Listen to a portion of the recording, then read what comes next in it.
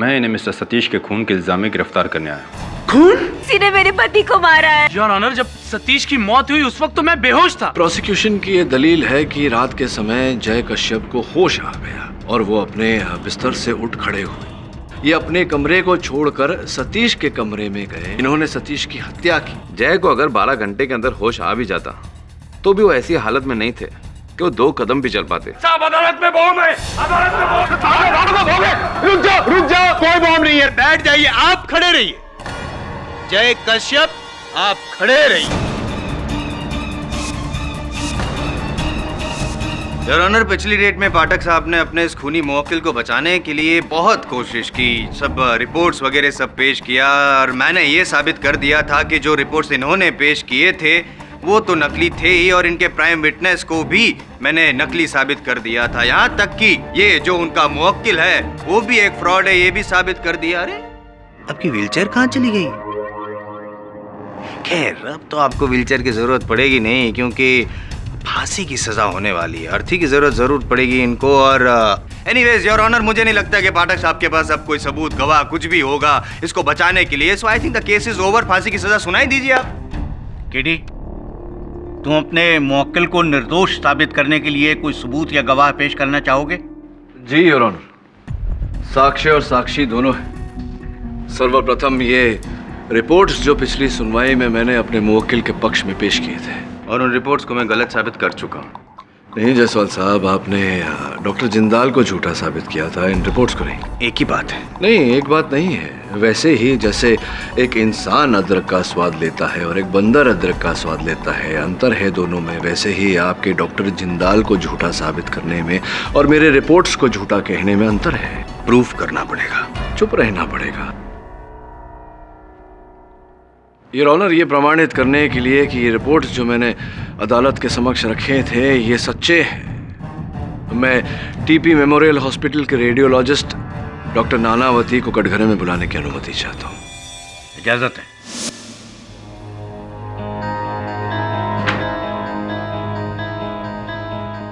Your honour, अभियोग पक्ष महोदय मेरी दलील को भंग करने के लिए अपनी स्वर्णली को कष्ट न दे, इसलिए कुछ प्रमाण पत्र अदालत के समक्ष रखना चाहूंगा।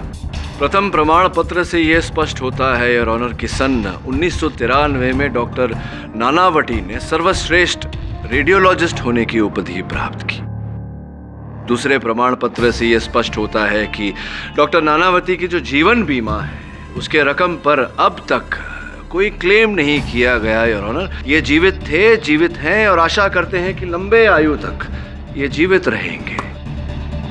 तीसरा और अंतिम your honour TP memorial hospital की पंजिका है, जिससे यह स्पष्ट होता है कि 22 नवंबर सुबह 10 बजे डॉक्टर नानावती अस्पताल में दाखिल हुए थे। डॉक्टर नानावती, आप इस व्यक्ति को पहचानते हैं? जी हाँ, जय कश्यप है। कृपया अदालत को बताइए कि कैसे पहचानते हैं मैंने। जी, 22 नवंबर की सुबह करीब 10:30 बजे इन्हें टीपी मेमोरियल हॉस्पिटल में लाया गया, जहां पर इनका MRI और CT स्कैन किया गया। वो सारे टेस्ट मैंने किए। क्या फल निकला इनके परीक्षण का? जय कश्यप के लंबर स्पाइन में चोट पहुंची थी और उनके L2 और L3 वर्टिब्रा के बीच की नस दब गई थी। L2 और L3 वर्टिब्रा के बीच में जो नस होती है उसके दब जाने से व्यक्ति पर क्या असर होता है? जी, ये नर्व्स डायरेक्टली ब्रेन से जुड़ी हुई होती है। अगर ये नर्व्स दब जाए तो पेशेंट बेहोश हो जाता है। योर ऑनर, मेरे पेश किए गए साक्षी डॉक्टर नानावती और प्रस्तुत किए गए साक्ष्यों से यह स्पष्ट हो चुका है कि मेरे मुवक्किल जय कश्यप 22 नवंबर की रात को अचल थे, स्थिर थे, बेहोश थे, अपने कक्ष में थे, बाहर निकले ही नहीं। किंतु अभियोग पक्ष महोदय के मन में कोई संकोच न रह जाए, इसलिए इस बात का प्रमाण देने के लिए मैं नर्स जसमीत कौर को कटघरे में बुलाने की अनुमति चाहता हूँ। सर, उस रात मेरी नाइट ड्यूटी थी और मैं 11:15 बजे रूटीन चेकअप के लिए मिस्टर जय कश्यप के रूम में गई थी। उस वक्त मिस्टर जय कश्यप बेहोश थे। अभी अभी आपने नर्स जसमीत का कथन सुना, क्या आप उनके कथन से सहमत हैं? यस, रात को 12 बजे के करीब जब मैं ड्यूटी पर वापस आई तब मैंने नर्स जसमीत से जय के बारे में पूछा भी था और उनके रिकॉर्ड्स भी चेक किए थे। उस वक्त जय बेहोश ही थे। उस समय वो बेहोश ही थे? जी। योर ऑनर, 3 साक्षी और उनका समर्थन देने के लिए अनेक साक्ष्य मैं अदालत में प्रस्तुत कर चुका हूं। यह स्पष्ट हो चुका है कि जिस समय सतीश कुमार जी की हत्या हुई उस समय मेरे मुवक्किल जय कश्यप अपने कक्ष में थे, बेहोशी की अवस्था में। गिरी, तुम्हारी दलीलों से ये डेफिनेटली साबित होता है कि तुम्हारे गवाह डॉक्टर जिंदाल की गवाही गलत नहीं थी और ना ही जय कश्यप की रिपोर्ट्स गलत है। मिस्टर आयाम जायसवाल, आप कुछ क्रॉस एग्जामिनेशन करना चाहेंगे?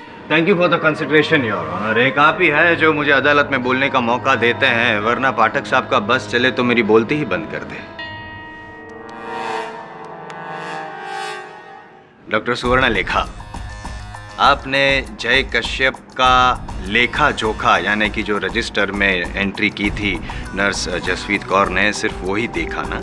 खुद तो चेकअप करने आप गई नहीं थी जय कश्यप को, करेक्ट? मैं खुद जाकर जय कश्यप को चेक नहीं कर पाई थी क्योंकि इससे पहले ही वार्ड बॉय अजीत के चिल्लाने की आवाज सुनाई दी और मैं फौरन दौड़कर आईसीयू की ओर गई, जहाँ पे आपने सतीश कुमार को मरा हुआ पाया। जी। जनरली आस्किंग, जब पेशेंट का होश में होना और पेशेंट का बेहोश होना, इन दो अलग अलग सिचुएशंस को आप डॉक्टर्स कैसे डिफरेंशिएट करते हैं?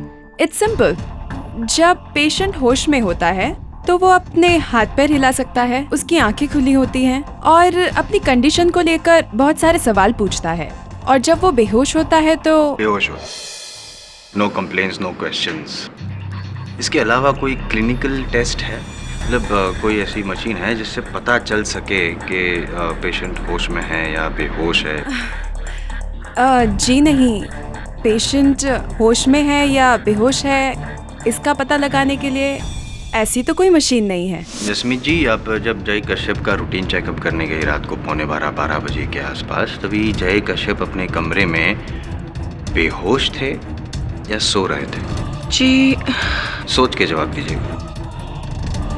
जी वो बेहोश थे। बेहोश? नहीं, वो शायद सो रहे थे।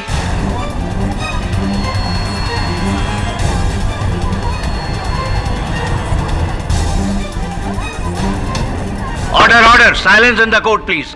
मैं पक्का कुछ नहीं कह सकती। तो कोई बात नहीं, अब जो नेक्स्ट सवाल है मेरा वो बहुत इजी है, आप आसानी से जवाब दे पाएंगी, पक्का जवाब दे पाएंगी। जब आप कमरे में गई तब जय कश्यप की जो पत्नी है जो वहाँ पे बैठी हैं, सावित्री जी, वो जाग रही थी या सो रही थी? जी वो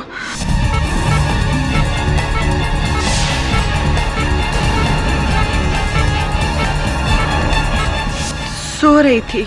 सो रही थी सावित्री जी।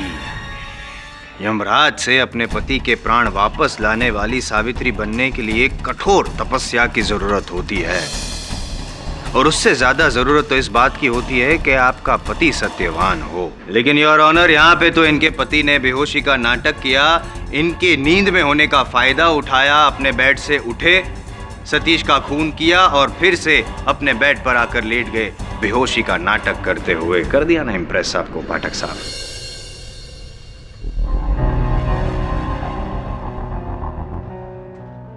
जन्मदिन कब है आपका? नहीं, मेरा कहने का अर्थ ये है कि कितनी आयु हो गई आपकी? क्या लगता है आपको? मुझे लगता है कि उम्र तो हो गई आपकी लेकिन बड़े नहीं हुए, इसलिए बच्चों जैसी बातें करते रहते हैं हमेशा। योर ऑनर, जायसवाल साहब जो कह रहे हैं वैसा हो सकता था, परंतु ऐसा हुआ नहीं है।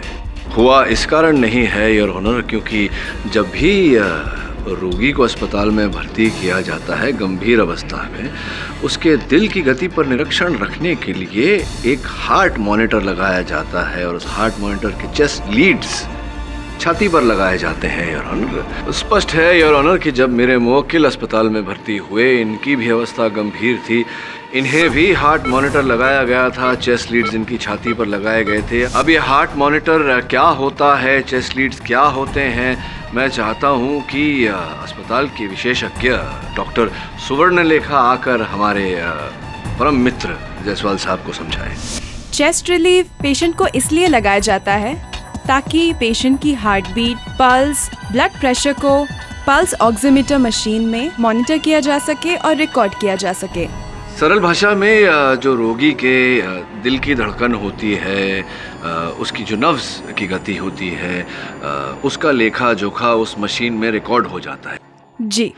ये डॉक्टर, ये मेरे मुवक्किल जय कश्यप की रिपोर्ट है। जब से वो अस्पताल में भर्ती हुए तब से लेकर 23 नवंबर सवेरे का समय है, 10:03 है शायद। पूरी स्थिति इसमें दर्ज है? जी। योर ऑनर, जायसवाल साहब के कथन के अनुसार मेरे मुवक्किल जय कश्यप एक ढोंगी है। वो बेहोश होने का ढोंग कर रहे थे, नाटक कर रहे थे। जब उन्होंने अपनी पत्नी सावित्री जी को नींद में देखा तो उन्होंने उस अवसर का लाभ उठाया और अपने बिस्तर से उठे, अपने कक्ष से बाहर हुए, सतीश कुमार के कक्ष में गए। वहाँ उनके साथ उनकी झड़प हुई। उन्होंने सतीश की हत्या की। बाहर निकलते ही वार्ड बॉय अजीत पर आक्रमण किया और फिर भागकर अपने कक्ष में चले गए और फिर से बिस्तर में लेट गए और सबको आभास दिलाया कि वो बेहोश ही थे। किंतु इन रिपोर्ट से पूरी तरह स्पष्ट होता है योर ऑनर कि ऐसा नहीं था। मेरे मुवक्किल जय कश्यप बेहोश ही थे। जो चेस्ट लीड्स इन्हें लगाए गए थे उसकी रिपोर्ट आपके सामने है योर ऑनर। जायसवाल साहब, आपके अनुमान से कितना समय लगा होगा इनको ये पूरा कार्य करने में? पाठक साहब, समय चाहे जितना भी लगाओ, फिलहाल आप अदालत का समय बर्बाद कर रहे हैं। समय व्यर्थ नहीं कर रहा हूँ जायसवाल साहब, अदालत को पल पल का हिसाब दे रहा हूँ। बताइए ना कितना समय लगा होगा? 15 मिनट। 15 minute your honour. अगर कोई रोगी 15 मिनट तक अपना बिस्तर छोड़कर, अपना कक्ष छोड़कर जाना चाहे तो ये आवश्यक है उसके लिए कि वो अपने चेस्ट पर से हार्ट मॉनिटर के लीड्स निकाल दे। क्या मैं सही कह रहा हूँ डॉक्टर साहब? ऐसा किए बिना रोगी बिस्तर छोड़कर नहीं जा सकता। तो अगर जायसवाल साहब की बात मान ली जाए तो जय कश्यप साहब ने अपने चेस्ट के लीड्स निकाले, फिर कक्ष से बाहर गए। वहां इन्होंने हत्या इत्यादि इत्यादि अपना कार्य पूरा किया। कक्ष में लौटे 15 मिनट बाद और फिर से इन्होंने अपने चेस्ट लीड्स लगा लिए। अगर ऐसा होता योर ऑनर तो हार्ट मॉनिटर में इनके दिल की गति जो रिकॉर्ड की गई है उसमें विक्षेप पड़ता, किंतु रिकॉर्ड्स देखने से स्पष्ट होता है कि इनके दिल की गति की रिकॉर्डिंग में कोई विक्षेप नहीं है। तो मैं अनुरोध करता हूं जायसवाल साहब से कि यहाँ कृपया आएं और बताएं कि किसके दिल की गति उस रिपोर्ट में दर्ज है। योर ऑनर, पाठक साहब जैसा कह रहे हैं वैसा हो सकता था अगर फॉरेंसिक रिपोर्ट ना होती तो। क्योंकि फॉरेंसिक रिपोर्ट के मुताबिक जय कश्यप सतीश कुमार के कमरे में गया था। अगर वो गया ही नहीं था, अगर वो अचल था, तो उसके फिंगरप्रिंट्स और फुटप्रिंट्स के अपने आप चल के गए। योर ऑनर, अगर पाठक साहब गलत नहीं है तो मैंने जो कहा वो भी तो सही है। क्यों बैठ गए? पाठक साहब, आप बैठ जाएंगे तो आपका केस भी बैठ जाएगा और ये उठ जाएगा दुनिया से। फॉरेंसिक रिपोर्ट के मुताबिक जय कश्यप सतीश कुमार के कमरे में गया था। अगर वो गया ही नहीं था, अगर वो अचल था, तो उसके फिंगरप्रिंट्स और फुटप्रिंट्स के अपने आप चल के गए।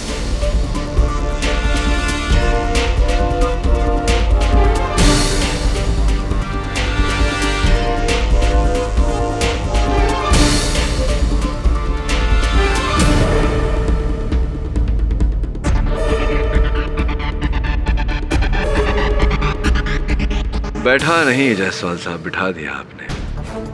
ना चाहते हुए भी मुझे बोलना पड़ेगा कि हो सकता है ये मेरे व्यावसायिक जीवन की पहली हार हो, वो भी आपके हाथ।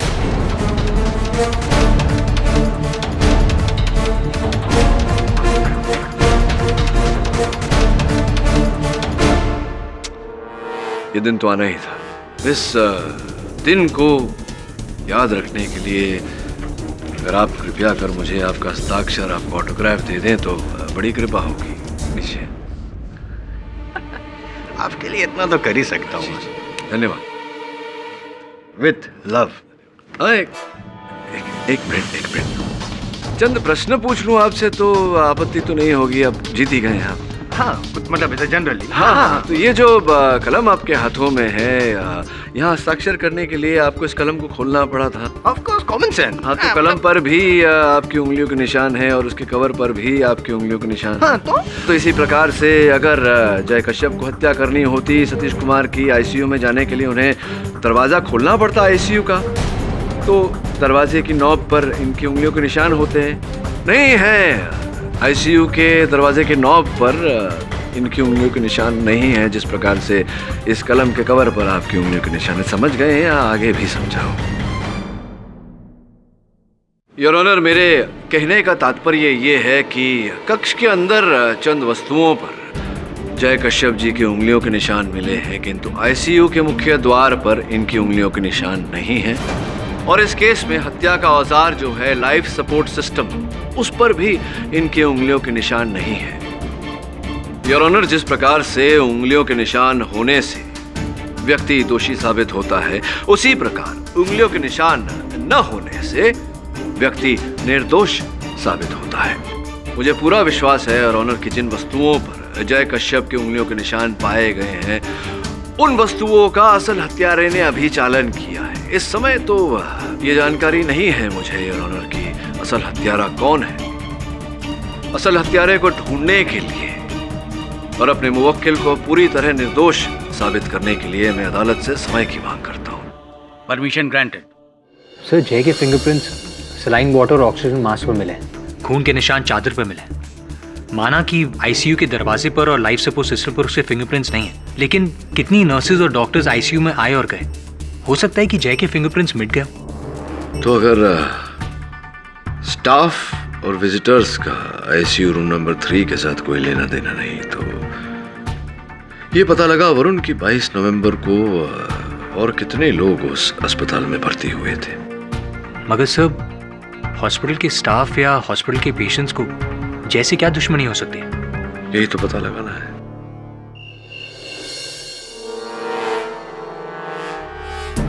दवे, यहाँ तो कुछ नहीं मिला और मिलेगा भी नहीं। मैं पूरी तहकीकात कर चुका हूँ, वो सारे एविडेंसेस कोर्ट में जमा भी कर दिए। तो पता नहीं केडी को मेरी काबिलियत पे शक क्यों होता है। ऐसा नहीं है दवे। तो कैसा है, तू ही बोल। तुझे नहीं लगता कि जय कश्यप ही खूनी? हाँ, मुझे भी ऐसा ही लगता है, लेकिन तो फिर केडी से ने हमें यहाँ कोई खास सबूत ढूंढने के लिए भेजा है ना। क्या चाहिए, कम से कम बताना तो चाहिए ना। इतने बड़े हॉस्पिटल में हम क्या ढूंढ रहे हैं, हमको ये भी नहीं पता। ढूंढेंगे तो पता चल जाएगा। चल ढूंढते।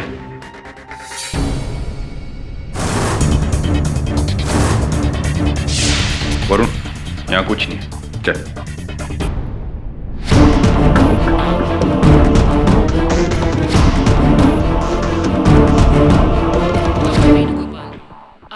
सब कुछ चेक करते रहना। दवे, समझ में नहीं आ रहा है कि आईसीयू के इक्विपमेंट्स पर सतीश के फिंगरप्रिंट्स कैसे आए।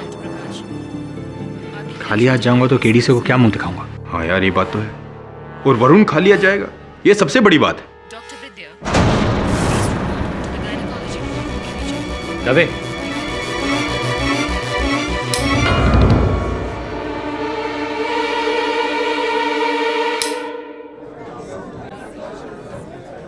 Dr. Vidya, please report to the gynecology ward immediately. Dave, हमें विद्युत कक्ष चेक करना चाहिए। विद्युत कक्ष? पावर।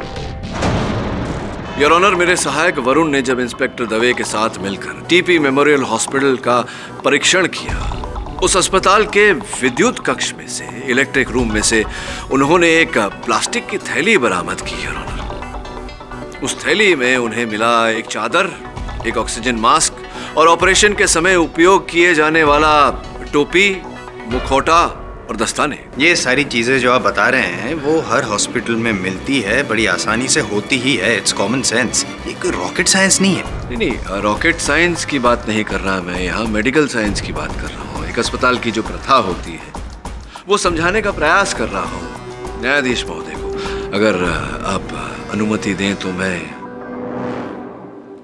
योर ऑनर, हर अस्पताल की ये प्रथा होती है कि जब अस्पताल के भंडार से सामान कक्ष में भेजा जाता है तो उसके क्रमांक की नोंद अस्पताल के भंडार पंजिका में की जाती है। सर्वप्रथम योर ऑनर, वो चादर जो प्लास्टिक की थैली में पाया गया इलेक्ट्रिक रूम से, विद्युत कक्ष से, उसका क्रमांक योर ऑनर BS 22685। वो आधी उपयोग की गई सलाइन की बोतल जो प्लास्टिक की थैली से पाई गई, जो प्लास्टिक की थैली विद्युत कक्ष में मिली, उसका क्रमांक AS 3561। और यह सामान भेजा गया था योर ऑनर ICU नंबर 3 में 22 नवंबर को सतीश कुमार जी उस कक्ष में थे। जो ऑक्सीजन मास्क उस थैली से मिला, जो थैली विद्युत कक्ष से पाया गया, इलेक्ट्रिक रूम से पाया गया, उसका फोरेंसिक जांच ये कहता है योर ऑनर कि उसके अंदर जो लार पाई गई वो सतीश कुमार जी की ही थी। योर ऑनर, ये जो चादर इस केस में साक्ष्य के रूप में प्रस्तुत किया गया है, जिस पर जय कश्यप का लहू लगा है, उस चादर की नोंद 22 नवंबर के इस पंजिका में है ही नहीं योर ऑनर।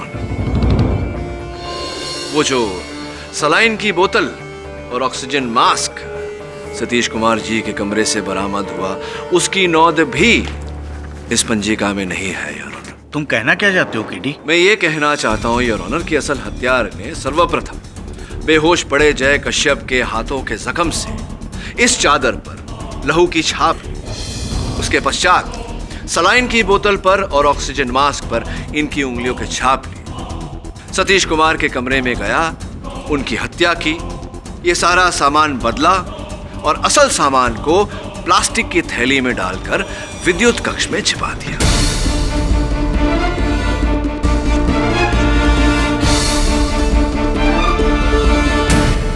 पाठक साहब, बहुत सीनियर हैं आप, छोटे मुंह बड़ी बात कर रहा हूँ। ये अदालत जो है वो पॉसिबिलिटीज पे नहीं रियलिटी पे डिसीजंस लेती हैं, और रियलिटी तो यही है कि जय कश्यप ही खूनी है। जायसवाल साहब, जब आप मानते हैं कि मुंह छोटा है तो बड़ी बड़ी बातें करते ही क्यों हैं? ये सब इनके मन का वहम है योर ऑनर।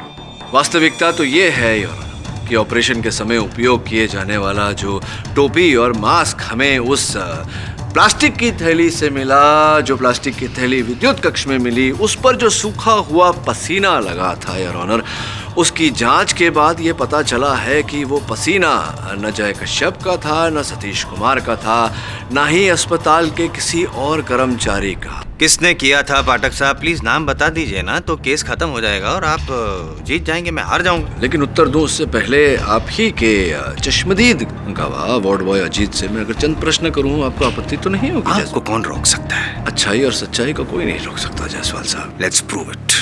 क्या अजीत भाई, क्या हुआ था उस दिन? चोट वोट लग गई थी आपको, उस रात कुछ देखा भी था आपने? जरा याद करा दीजिए। मैंने देखा कि ये जय उस सतीश जी का लाइफ सपोर्ट सिस्टम ऑफ किया, उनको मार दिया सब, और उसके बाद ICU से निकल के भाग रहा था। अच्छा, तो लाइफ सपोर्ट सिस्टम ऑफ किया, तो लाइफ सपोर्ट सिस्टम पर इनकी उंगलियों के निशान क्यों नहीं है, क्या बता सकते हैं? नहीं, कोई बात नहीं। इस प्रश्न का उत्तर तो IM जायसवाल साहब के पास भी नहीं है। जो भी हो, हाँ बताइए, क्या हुआ फिर? इन्होंने लाइफ सपोर्ट सिस्टम ऑफ किया, इनकी उंगलियों के निशान वहाँ नहीं आए किसी कारणवश। उसके बाद उसके पीछे दौड़ा उसको रोकने के लिए, लेकिन उसने एक फाइट मार दिया मेरे को और भाग गया उधर से। अच्छा, भाग गए। तो कौन से हाथ से मारा था? इधर मारा साहब, राइट हैंड से। राइट हैंड से? जिस हाथ में इन्हें प्लास्टर लगा हुआ है उस हाथ से मारा था? सर पक्का बोले तो ध्यान नहीं, शायद लेफ्ट से मारा रहेगा। अच्छा, दाहिने हाथ से नहीं मारा, बाएं हाथ से मारा। ये चोट जो देखे,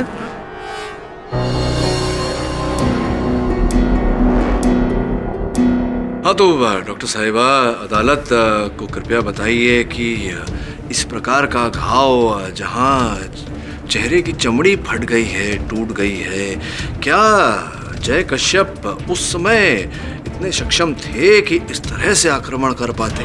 जय कश्यप फिजिकल रूप से इतने स्ट्रांग नहीं थे कि वो इस तरह का जोर आजमा सके। लेकिन इनका जो घाव है, देखिए किस प्रकार से चमड़ी फटी हुई है, कटी हुई है। क्या केवल एक मुक्का मारने से इस प्रकार का घाव दिया जा सकता है? जी नहीं सर। मुझे लगता है घाव देखने से कि किसी औजार का उपयोग किया हो सकता है। सर अगर कुछ रिंग विंग पहनी हो तो हाथ में अगर अंगूठी हो, लेकिन क्या अस्पताल की ये प्रथा नहीं होती कि सीटी स्कैन या एमआरआई ऐसे कार्य से पहले सारे आभूषण रोगी के निकाल दिए जाते हैं? हाँ सर, ऐसी प्रक्रिया होती है और जय की भी सारे ऑर्नामेंट्स निकाल लिए गए थे।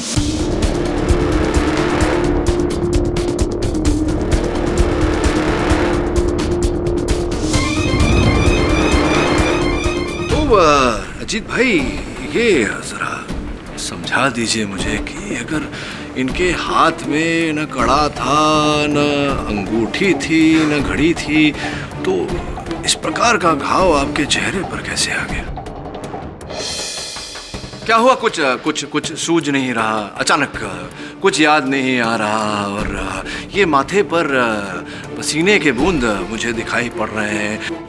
अक्सर ऐसा होता है अजीत भाई इस कटघरे में, जब किसी का झूठ पकड़ा जाता है तो इसी प्रकार से माथे पर पसीना आने लगता है। चलिए, माथे का पसीना बाद में पूछिएगा, बताइए सच क्या है। लेकिन यहाँ खड़े हुए इंस्पेक्टर दवे के पास तरीके हैं सत्य बुलवाने के। बोलेंगे आप? सर, बोलिए। माफ करना साहब, मैं दबाव में आके झूठा बयान दे गया साहब।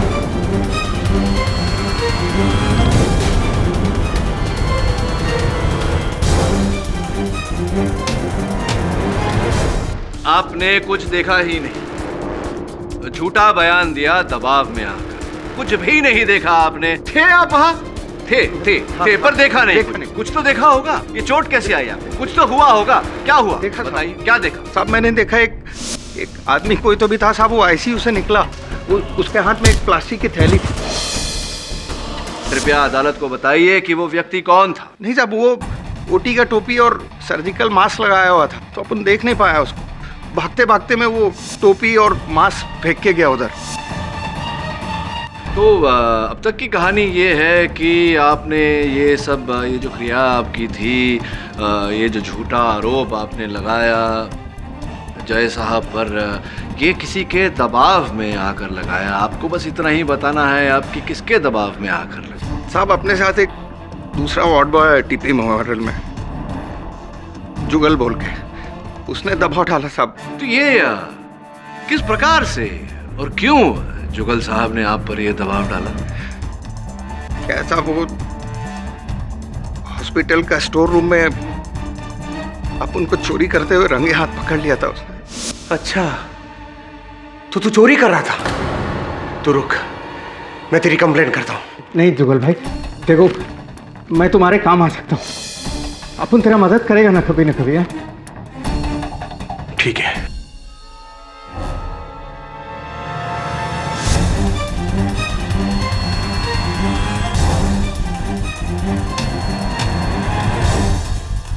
वो टाइम पे जुगल ने अपने को कुछ नहीं बोला साहब। फिर 2-4 घंटे बाद फोन करके मेरे को बोला हॉस्पिटल के बाहर में। रात को 12 बजे के बाद आईसीयू नंबर 3 के बाहर खड़े होने का। वहाँ पर एक साहब तुझे एक बैग देगा, वो बैग लेकर तू अपनी स्टाइल में हॉस्पिटल से बाहर निकलवा देने का, और फिर बोलने का बेड नंबर 27 के पेशेंट जय कश्यप को सतीश कुमार को मारते देखा है। अच्छा, माइला हॉस्पिटल में मर्डर? जुगल मैं ये काम नहीं करेगा भाई। सोच ले, अगर मैंने कंप्लेन कर दिया ना तो तू जेल में तो जाएगा ही जाएगा, नौकरी भी जाएगा साथ में, और तेरे बच्चे चौराहे पर सिग्नल पर खड़े रहकर भीख मांगेंगे, तब अच्छा लगेगा? सोच ले। जाऊं मैं?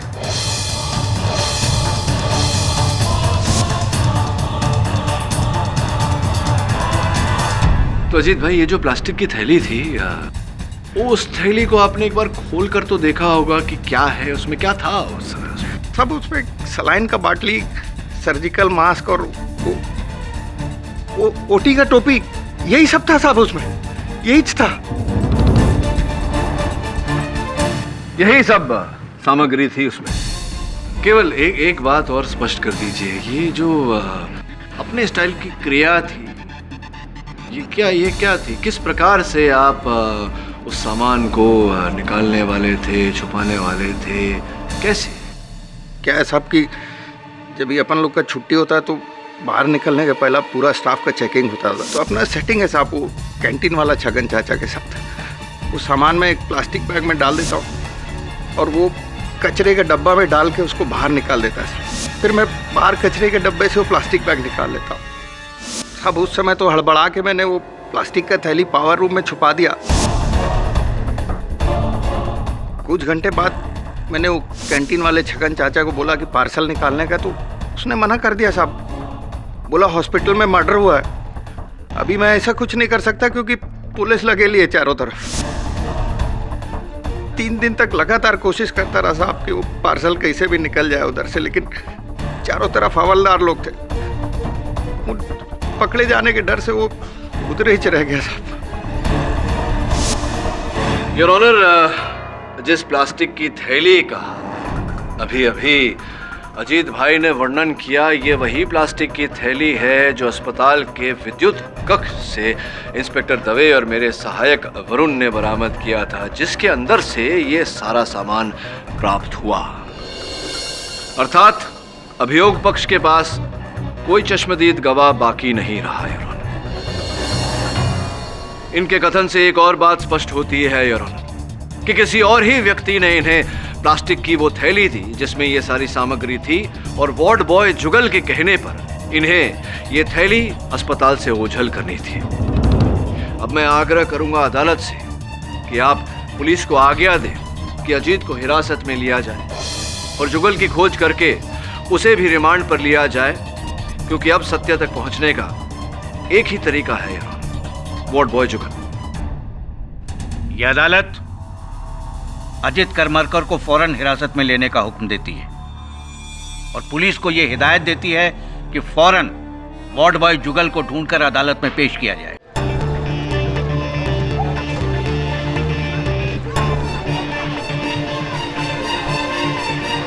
सुनो, ये जुगल का रहता है?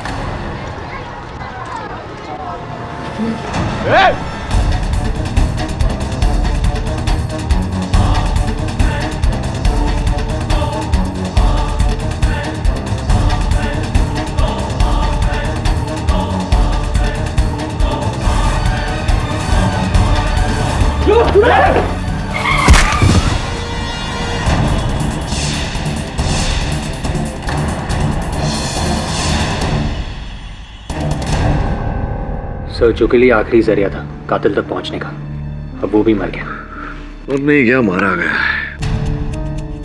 सो यू मीन टू से? एग्जैक्टली। प्रश्न ये उठता है कि कैसे पता लगा है कि कातिल कौन है। मैंने तुझे 22 नवंबर को वहां की पेशेंट लिस्ट लाने को कहा था तू। Yes sir, the list is with me. Sir the list is here. Sir total 7 patient थे उस वार्ड, उनमें से 4 पहले से एडमिट थे।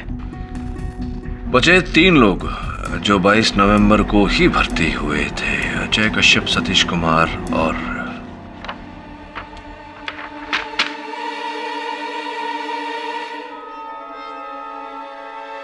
Your honour. 22 नवंबर को टीपी मेमोरियल हॉस्पिटल में 3 लोग भर्ती किए गए थे। एक मेरे मुवक्किल जय कश्यप, रीढ़ की हड्डी की तकलीफ के लिए, कष्ट के लिए। दूसरे सतीश कुमार जी, जिन्हें दुर्भाग्यवश मेरे मुवक्किल ने ही कष्ट दिया था। और तीसरे mister Patel.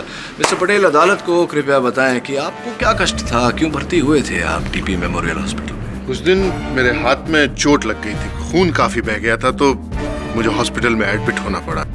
Is that a crime? No, it's not a crime, mister Patel. अस्पताल की सूची कहती है कि चिकित्सा के रूप में आपको 3 ही टाके लगे थे। पूरा दिन पूरी रात आप अस्पताल में ही रहे। 23 नवंबर सवेरे आपने डिस्चार्ज लिया। योर ऑनर, उस दिन मुझे वीकनेस बहुत ज्यादा महसूस हो रही थी, तो मुझे लगा कि मुझे एक दिन और हॉस्पिटल में रेस्ट करना चाहिए। हाँ, वीकनेस तो महसूस होगी ही आपको। आपने नस काट लिया ना, आपका नस कट गया था, लहू बहुत बह गया था। बहरहाल अंगूठियां पहनने का शौक है आपको, not a crime. Patel, nice rings. Jugal ward boy को जानते होंगे आप? कौन जुगल? टीपी मेमोरियल हॉस्पिटल के वार्ड बॉय जुगल।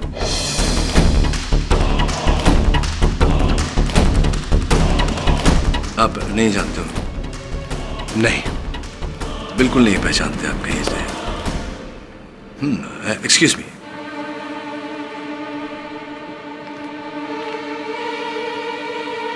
हाँ, best national bank, BN bank, Worli branch, account number 081151050005096। अभी का अकाउंट स्टेटमेंट है ना ये। अब ये देखिए, ये जुगल वार्ड बॉय जिन्हें आप नहीं जानते, उनके अकाउंट में इस तारीख को कुछ ही दिन पहले आपने 6 लाख रुपए जमा किए। अभी बताइए, जिन्हें आप जानते नहीं हैं, पहचानते नहीं हैं, 6 लाख रुपए की रकम आपने क्यों दी थी?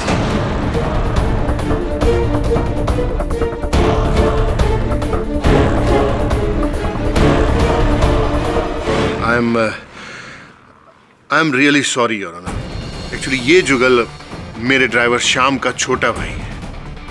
श्याम को थ्रोट कैंसर हो गया था और जुगल को उसके इलाज के लिए पैसों की जरूरत थी, तो मैंने उसकी मदद कर दी। लेकिन इतना पुण्य का काम करके आपने अदालत से ये बात क्यों छिपाई? Well, I don't want to talk about my charities. Would you like to talk about your crimes? किस क्राइम की बात कर रहे हैं आप? सतीश कुमार जी की हत्या। भला मैं सतीश कुमार को क्यों मारूंगा? क्योंकि आपकी पत्नी का इलिसिट रिलेशनशिप, गैर कानूनी नाजायज संबंध था सतीश जी के साथ, और आपकी घर में जो नौकरानी काम करती है, उन्होंने हमें बताया कि आप इस बारे में जान चुके थे आप।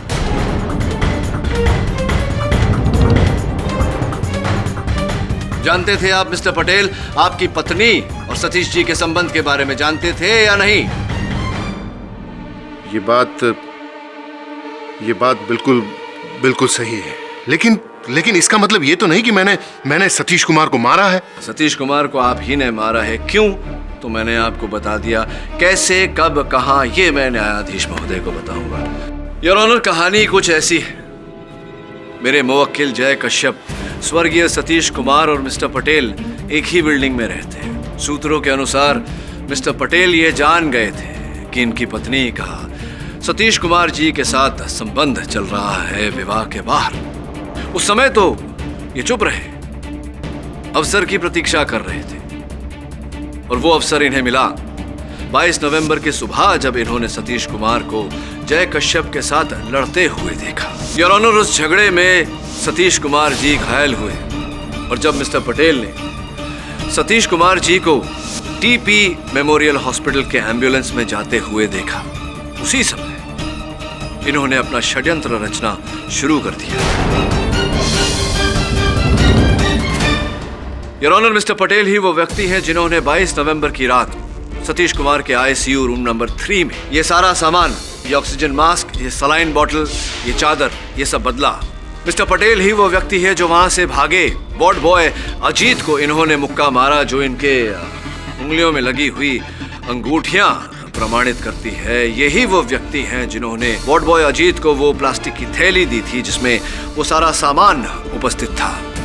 ये सिर्फ इल्जाम है मेरे ऊपर, आपके पास कोई सबूत नहीं है? सबूत योर ऑनर,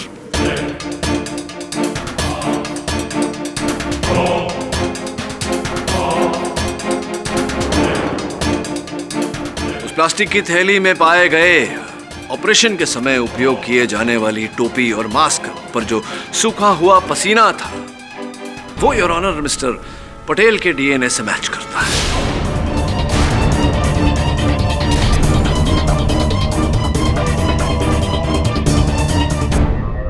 सॉरी पाठक साहब, सॉरी टू डिस्टर्ब यू। सिर्फ इतना बता दीजिए कि ये जो पटेल जी हैं, इनका डीएनए सैंपल आपको कहाँ से मिला? 22 नवंबर को ये टीपी मेमोरियल हॉस्पिटल में भर्ती हुए थे। आपको पहले भी कहा गया था कि ये डिजिटल इमेजिंग और टेक्नोलॉजी का जमाना है, हर चीज दर्ज की जाती है अस्पताल में, वहीं से।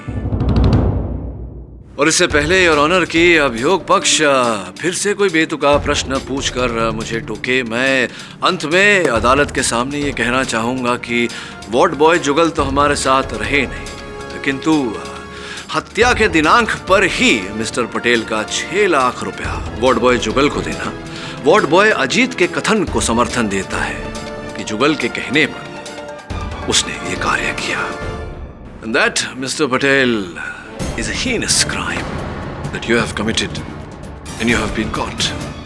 Confession, इकबाल जुर्म, no other choice. हाँ, मैंने ही सतीश कुमार को मारा है।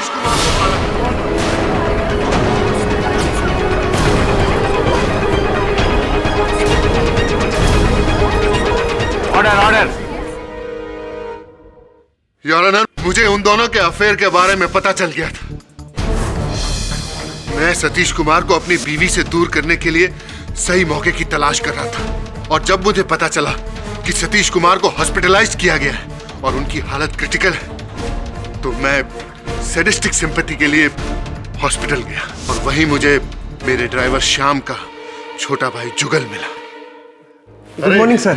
जुगल, कैसे हो भाई? और तुम्हारे भाई की तबीयत कैसी है? कैंसर फैलता जा रहा है, 6 लाख रुपए की जरूरत है। जब मुझे ये पता चला कि जय कश्यप की वजह से सतीश कुमार की हालत क्रिटिकल है, तो मैंने मौके का फायदा उठाया और सतीश कुमार को हमेशा हमेशा के लिए अपनी जिंदगी से हटाने का प्लान बनाया, और मैंने खुद ही अपने हाथ को काट लिया ताकि मुझे अपने प्लान को एग्जीक्यूट करने के लिए हॉस्पिटल में रहने का मौका मिले। और फिर मैंने जुगल को अपने पास बुलाया। ये 6 लाख का चेक तुम्हारे भाई के इलाज के लिए। इसके बदले में तुम्हें मेरा एक छोटा सा काम करना पड़ेगा। जी सर।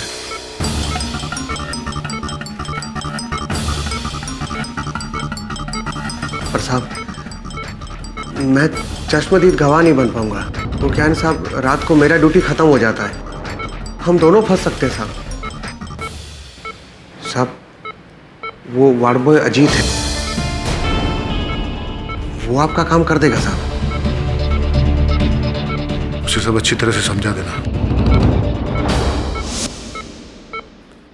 मैडम जी, आपको अकाउंट डिपार्टमेंट में बुलाया है।